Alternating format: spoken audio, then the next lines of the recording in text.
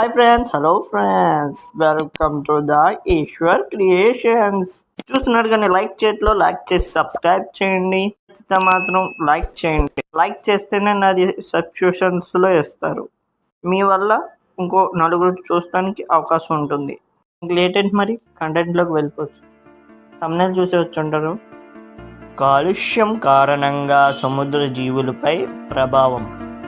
సముద్ర జీవులపై కాలుష్యం యొక్క వినాశకరమైన ప్రభావాలను మరియు మన మహాసముద్రాలను రక్షించుకోవడానికి పరిరక్షణ తక్షణ అవసరాన్ని శోధిస్తాం. సముద్ర పర్యావరణ వ్యవస్థకు కాలుష్యం యొక్క ముప్పు.